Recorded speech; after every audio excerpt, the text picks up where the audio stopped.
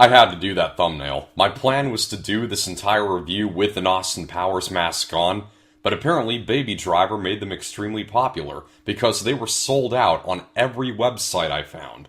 Though I guess the joke still could have worked with a Shrek mask. Halloween is out to confuse people by being the official follow-up to the original 1978 movie while having the exact same title as that original 1978 movie. Seriously, why do that? After dozens of sequels, alternate sequels, a remake, and a sequel to the remake, this new Halloween movie is erasing it all as a direct sequel to the original, set 40 years afterward. Now 59-year-old Jamie Lee Curtis returns as Laurie Strode, who has gone through an Ellen Ripley and Aliens-esque transformation. Every day of her life, the only thing on her mind has been the night that Michael Myers killed her friends. Michael has been held in custody ever since that night, but she doesn't see that as enough, so every day since, she's been preparing for a fight to the death with him, in hopes that he would one day escape. And on the 40th anniversary of that night, Michael Myers escapes from a prison bus and returns to terrorize the town of Haddonfield. 1981's Halloween 2 started exactly where the first movie left off, even opening with the ending of that movie, so even though the first one is significantly better, it is a little hard to separate the two. But if you can do that, this is the best Halloween sequel yet. It includes a lot of the filmmaking staples that made the original a landmark in horror, such as the theme by John Carpenter and the long takes that follow Michael as he creeps around looking to fulfill his blood-hungry nature.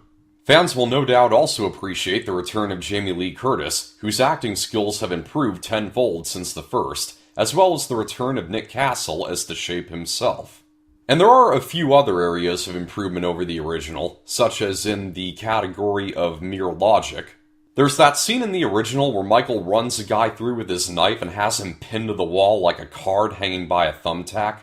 And while it is creepy how Michael just stands there observing the corpse, you can clearly tell that the knife isn't nearly big enough to pin him to the wall, much less to hold him above the ground.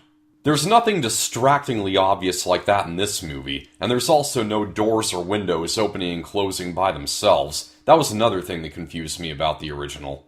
The movie opens with one of the most chilling sequences this year. It slows down in the middle with some stale thrills and some predictable Blumhouse jump scares, and then finishes with a nerve-wracking showdown, despite probably the most abrupt ending since Transformers: The Last Night. It adds up to a decent October scarefest, even though I felt that there were some missed opportunities. One example has to do with this new psychiatrist, Dr. Sartain, who Laurie refers to as the new Loomis, and frankly, I'm surprised they didn't just say that he was Dr. Loomis. I'm sure they wanted to pay some respect to the late Donald Pleasence, who was undoubtedly the best actor in the first movie, but it's still an odd decision when you have an actor who looks and sounds so much like Donald Pleasence. So anyway, about an hour in, the movie introduces a plot thread where Dr. Sartain wants to really get inside the head of Michael Myers, at which point I was like, ooh, interesting. Where's that going to go? 2 minutes later, I was like, oh, I guess nowhere.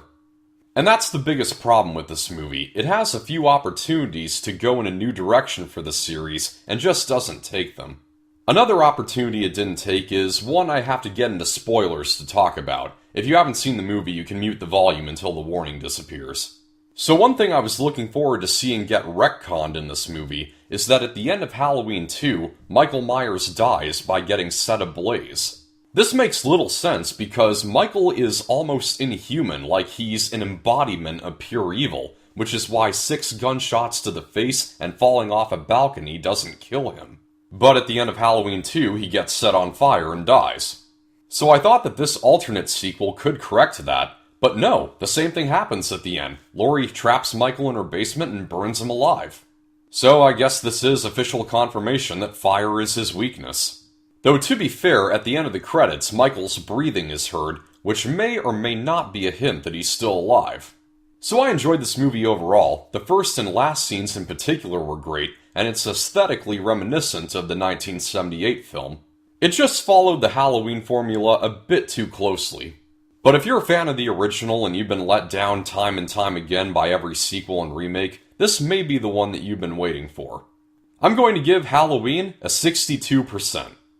And I have to give a shout out to one of my newest best friends. Alexis, you are the coolest person in the audience.